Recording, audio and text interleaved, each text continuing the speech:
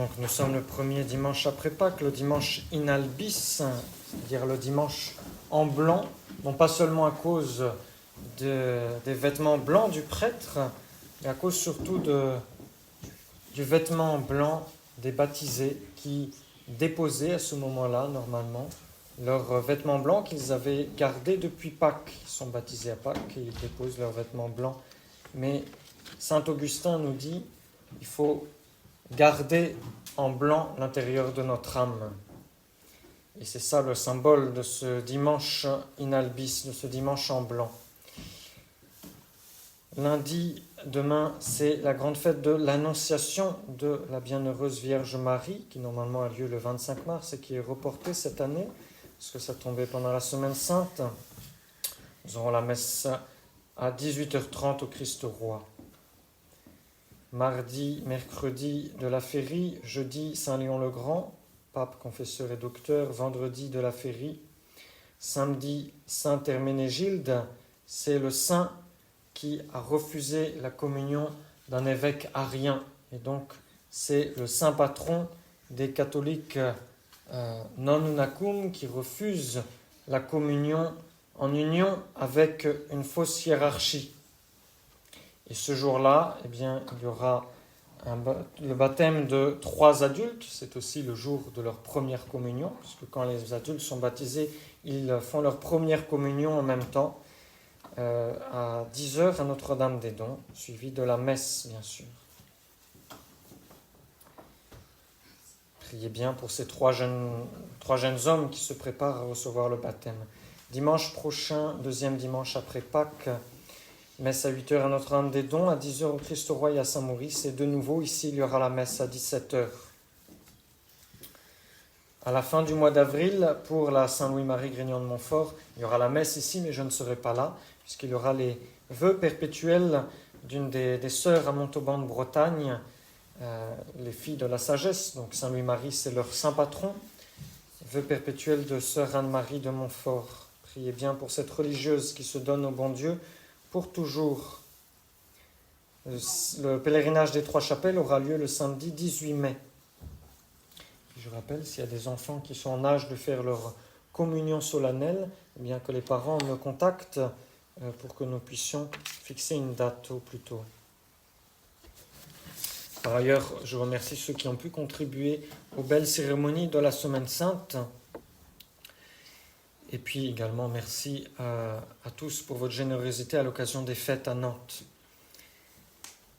Au nom du Père et du Fils et du Saint-Esprit, ainsi soit-il. Dans les premiers temps de l'Église, les fidèles communiaient chaque jour, ou presque, en tout cas à chaque messe.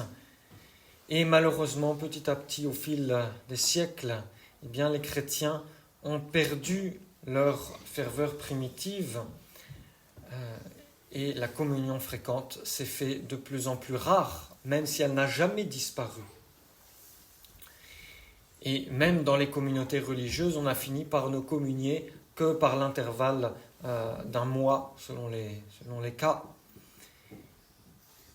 La cause de cette communion beaucoup moins fréquente, eh bien, c'est le relâchement des chrétiens, bien sûr, et puis également l'hérésie janséniste qui montre la Sainte Communion non pas comme un remède, mais comme une récompense.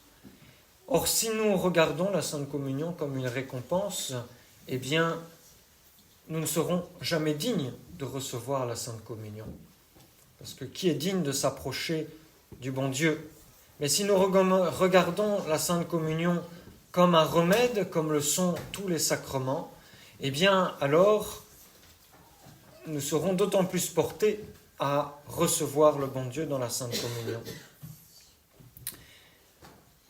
Et comme il y a eu ce relâchement, comme il y a eu cette hérésie, eh bien, l'Église a fait un commandement de recevoir la Sainte Communion au moins une fois l'an, autour de la fête de Pâques. Le but de notre vie, c'est l'union à Dieu. Cette union ne se fera parfaitement qu'au ciel, mais elle commence déjà sur la terre par la foi, l'espérance, la charité, par la prière qui est le grand moyen de l'union à Dieu, et également par la Sainte Eucharistie. Et ceux qui reçoivent le corps du Christ régulièrement obtiennent la vie éternelle, parce que c'est un gage d'immortalité. Celui qui mange ma chair et boit mon sang demeure en moi et moi en lui, et je le ressusciterai au dernier jour. Et Jésus nous ressuscitera avec un corps glorieux comme il est ressuscité lui-même. Voilà pourquoi l'Église a ordonné la communion annuelle au strict minimum au temps de Pâques. Pâques est le signe de notre résurrection spirituelle du péché, mais c'est aussi le signe de notre résurrection corporelle au dernier jour pour ceux qui se sont unis corporellement, physiquement au corps du Christ.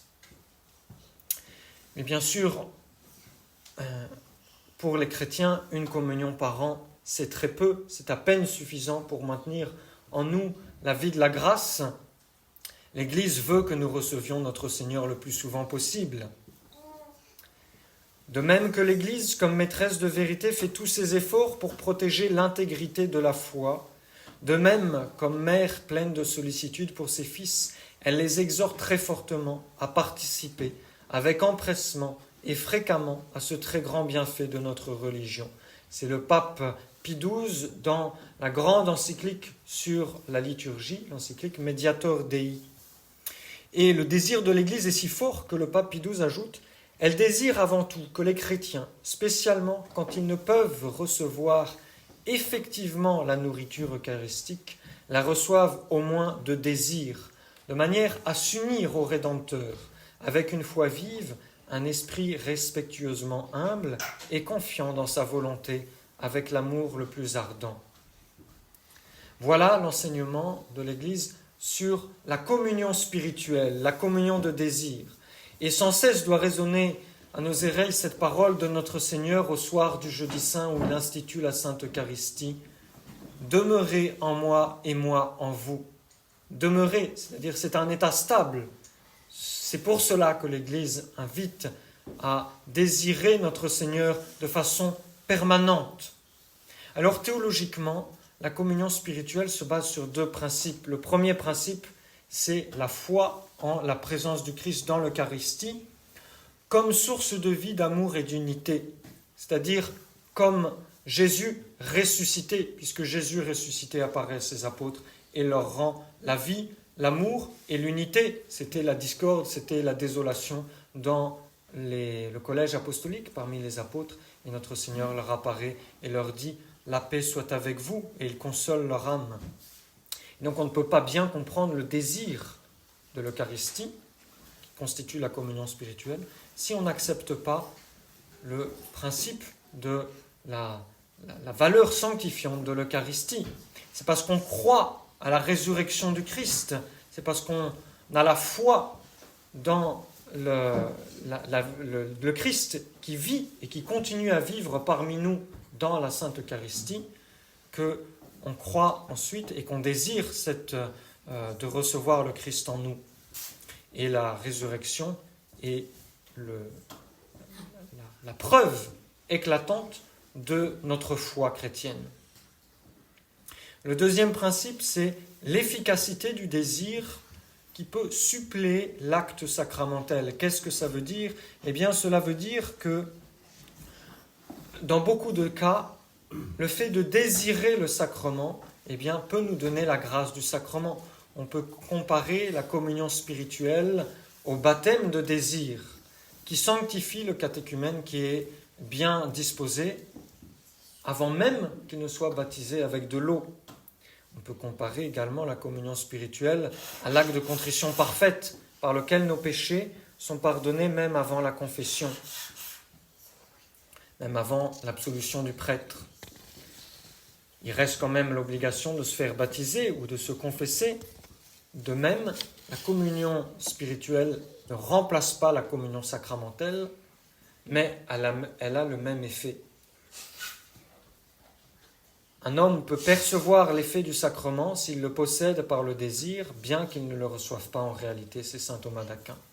Et donc dans les sacrements, le bon Dieu agit automatiquement, il donne sa grâce automatiquement. Il faut bien comprendre que le bon Dieu n'est pas lié par les propres lois qu'il a faites. Certes, il a institué les sacrements comme les canaux de la grâce. Et donc, si on veut être certain d'avoir la grâce, il faut recevoir les sacrements. Mais le bon Dieu peut agir par-dessus les sacrements. Il peut agir en fonction de nos dispositions. C'est ce qu'il fait dans les sacramentaux. Les sacramentaux ne sont pas des sacrements, mais ils se rapportent aux sacrements. Et on voit ça très bien dans la communion spirituelle, qui est un sacramental. Nous désirons recevoir la Sainte Communion, et la grâce de la communion nous est donnée. Une grâce extraordinaire, puisque c'est la source de toute grâce qui vient en nous. Et une communion spirituelle bien faite a la même valeur qu'une communion sacramentelle. Qu'il est digne d'envie le sort de ces prêtres qui sont toujours auprès de ce soleil de justice, auprès de mon doux Sauveur. C'était le cri du cœur de Sainte Françoise des Cinq Plaies, une sainte religieuse franciscaine, et elle cherchait à satisfaire son amour par de fréquentes communions spirituelles, surtout dans les moments de sécheresse, de désolation. Et plusieurs de ces communions spirituelles de Sainte Françoise des Cinq Plaies étaient tellement ferventes qu'elles se sont transformées en communion sacramentelle par la permission divine. C'est un miracle, bien sûr. Elle a été communiée par Saint Raphaël, qui était son ange gardien. Et donc plusieurs fois pendant la messe, pendant qu'il célébrait la messe, le prêtre de la communauté, le père Bianchi, a senti qu'on lui arrachait le calice des mains, une main invisible qui lui arrachait le calice, c'était la main de Saint Raphaël, et qui le lui rendait ensuite. Et une fois, le précieux sang contenu dans le calice avait à moitié disparu. Sainte Françoise a dit ensuite au père Bianchi: « Ah mon père, sans l'intervention de Saint Raphaël, qui m'a recommandé d'en laisser, afin que vous puissiez consommer le sacrifice, j'aurais épuisé le calice. Si un ange de Dieu ne m'avait pas arrêté, j'aurais bu tout le précieux sang. » Tellement était fort mon désir de m'unir à Dieu. De même, une autre sainte italienne, la bienheureuse Benvenuta, avait coutume de recevoir la Sainte Communion des mains de Saint Gabriel, comme l'ont reçu aussi les 3 enfants de Fatima, qui ont fait leur première communion des mains de l'ange Gabriel, l'ange du Portugal. Et le bon Dieu fait ces gestes extraordinaires pour ceux qui ont un désir exceptionnel de le recevoir. Ce n'est pas que cela nous arrivera, cela ne nous arrivera pas, mais cela nous montre le même effet qu'a la communion spirituelle avec la communion sacramentelle. La communion spirituelle, c'est un élan amoureux envers la très sainte Trinité, puisqu'elle nous est inspirée par le Saint-Esprit, elle nous rend semblables, elle nous unit au Christ, et elle est une marque de piété filiale envers le Père qui nous donne son Fils et duquel on accepte ce cadeau extraordinaire. Pour communier spirituellement, il faut faire les mêmes actes que lorsqu'on communie sacramentellement.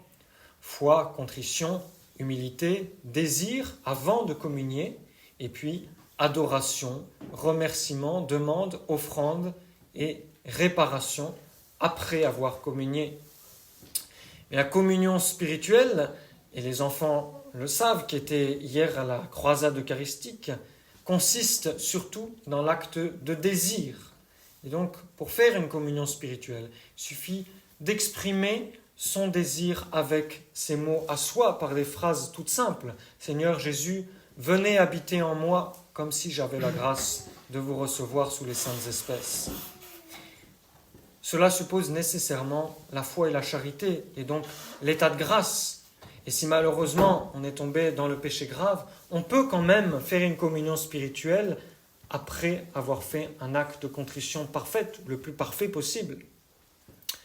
Il existe aussi de belles prières des saints pour communier spirituellement. Déjà après Pâques, nous avons lu lundi dernier dans l'évangile, les disciples d'Emmaüs qui, le long du chemin, ont rencontré Jésus sans savoir que c'était Jésus, qui se cache à eux comme Jésus se cache sous les saintes espèces. Et notre Seigneur a discuté avec eux, et dans le cours de la discussion, ils ont compris plein de choses et leur cœur a été enflammé d'amour envers cette personne Nos cœurs n'étaient-ils pas tout brûlants lorsqu'il nous expliquait les Saintes Écritures, diront-ils après? Et effectivement, et alors lorsque notre Seigneur fait semblant de les quitter, lorsqu'ils sont arrivés dans un village et que c'est le soir, eh bien, ils lui disent, comme un seul homme, « Restez avec nous, car déjà il se fait tard. »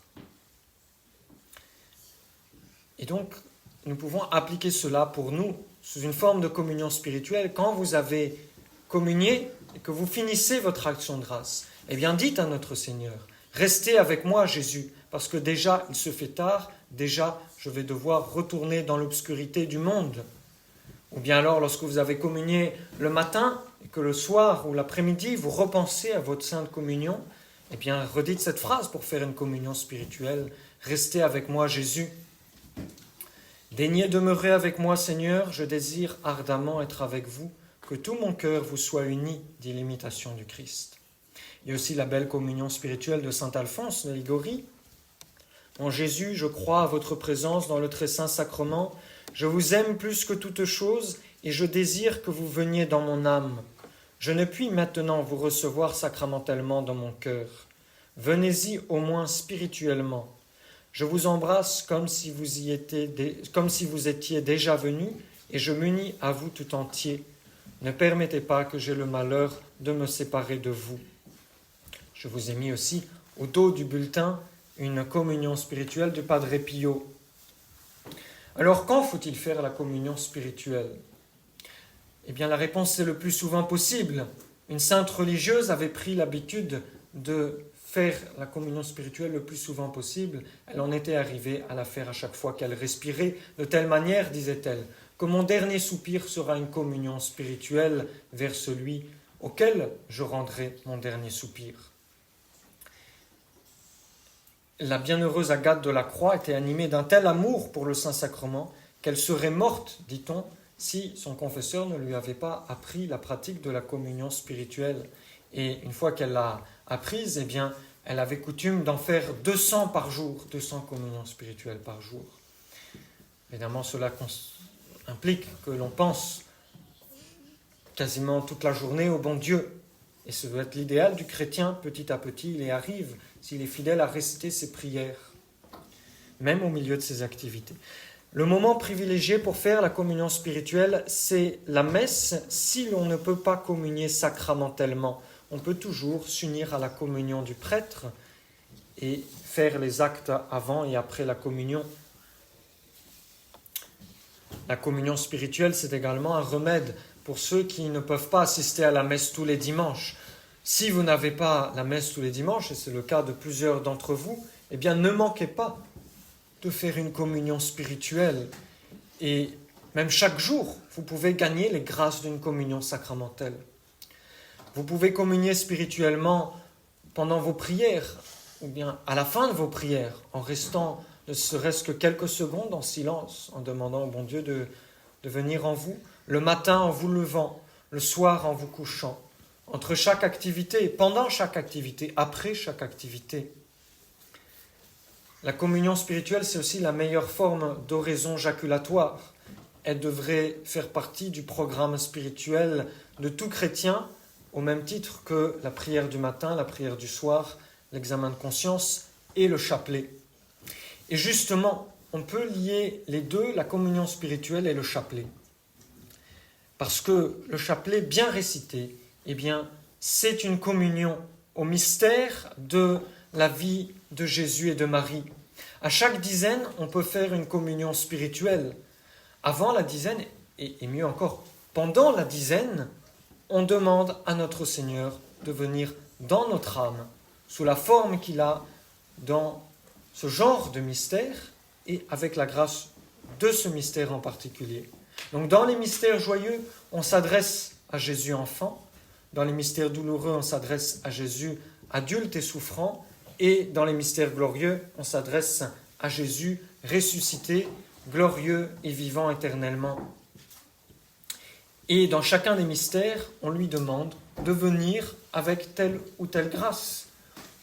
Au premier mystère joyeux, l'Annonciation, que nous fêterons demain, n'oubliez pas de faire une communion spirituelle, à Jésus, humblement caché dans le sein de la Vierge Marie, et de lui demander de venir en nous. Ô Jésus, vivant en Marie, venez et vivez en nous. Et Sainte Vierge, je désire que Jésus, que vous avez porté, et que vous qui avez eu la grâce de faire une communion de 9 mois de long, eh bien, donnez-moi Jésus, donnez-moi de faire une communion spirituelle également. Le deuxième mystère joyeux, c'est Jésus qui sanctifie Saint Jean-Baptiste dans le sein de Sainte Élisabeth. Et donc on peut demander à notre Seigneur de venir avec sa grâce toute puissante pour nous sanctifier. Troisième mystère joyeux, Jésus qui naît pauvre dans l'étable de Bethléem. Jésus, venez naître dans mon âme et venez y mettre l'esprit de pauvreté par rapport au bien de ce monde et venez remplir mon âme de toutes les richesses spirituelles. Et à chaque fois, on imagine le prêtre qui nous apporte la Sainte Communion, ou on imagine Jésus qui vient dans notre âme sous la forme du mystère du chapelet que l'on médite. Et donc que les parents n'hésitent pas à annoncer le mystère sous forme de communion spirituelle pendant ce mois d'avril pour aider notamment les enfants de la croisade à remplir leur mot d'ordre. À chaque dizaine sous cette forme, c'est une communion spirituelle de plus. Pour le mystère de la résurrection que nous méditons en ce moment, eh bien, nous demandons à notre Seigneur de venir nous visiter tel qu'il est venu visiter ses apôtres, de venir nous consoler, de venir nous apporter une grande foi en la résurrection pour pouvoir crier autour de nous, le Christ est ressuscité, il est vraiment ressuscité, comme disent les Russes en se saluant pendant le temps pascal. L'un dit le Christ est ressuscité, l'autre le Christ est vraiment ressuscité. Et le pape Pie XII, toujours dans l'encyclique sur la liturgie Mediator Dei, fait le lien justement entre le chapelet et le culte eucharistique. Il faut affirmer que de cette manière, en liant le chapelet et la communion, les fidèles attestent et manifestent solennellement la foi de l'Église, pour qui le Verbe de Dieu est le Fils de la Vierge Marie qui a souffert sur la croix et qui est invisiblement présent dans l'Eucharistie et qui règne dans les cieux, n'est qu'un seul. Et donc, le Verbe de Dieu que nous adorons dans la Sainte Communion et le Fils de la Vierge Marie que nous prions dans les mystères du chapelet, c'est le même que nous recevons, c'est le même que nous méditons. Au XVIIIe siècle, saint Léonard de Port-Maurice disait « Ô salutaire communion spirituelle, ô trésor caché et connu de bien peu de chrétiens, autant vous êtes précieuse, autant vous êtes peu connue et surtout peu pratiquée des chrétiens de nos jours. Que dirait-il s'il venait interroger les fidèles en France aujourd'hui? Combien de chrétiens ne reçoivent pas la Sainte Communion, ne font pas leur Pâques, même une fois l'an, ne s'unissent pas à notre Seigneur. On a calculé qu'il y avait 8 milliards d'êtres humains sur Terre avec les enfants de la croisade et que en faisant une communion spirituelle plutôt en faisant une communion, on a essayé de calculer le nombre des communions spirituelles qu'il faudrait faire chaque jour pour réparer chaque homme qui ne fait pas cette communion spirituelle. Ça fait plus de 20 millions. Et donc, on a de quoi faire pour réparer toutes ces communions qui ne sont pas reçues. Que dirait saint Léonard de Port-Maurice? Il dirait il est urgent de faire connaître et de conseiller la communion spirituelle aux catholiques qui ne peuvent pas se rendre à la messe tous les jours. Les chrétiens des derniers temps, dit sainte Thérèse, seront plus saints que les chrétiens des premiers temps qui étaient les plus saints des chrétiens jusqu'à maintenant. Eh bien, si nous voulons faire partie de cette élite des chrétiens des derniers temps, nous devons au moins essayer d'imiter les chrétiens des premiers temps qui communiaient sacramentellement tous les jours. À nous donc de mettre en pratique, d'insérer dans notre vie chaque jour la pratique de la communion spirituelle. Et nous y puiserons les grâces pour y parvenir à une grande sainteté. Ce sont les grâces du temps pascal que je vous souhaite au nom du Père et du Fils et du Saint-Esprit, ainsi soit-il.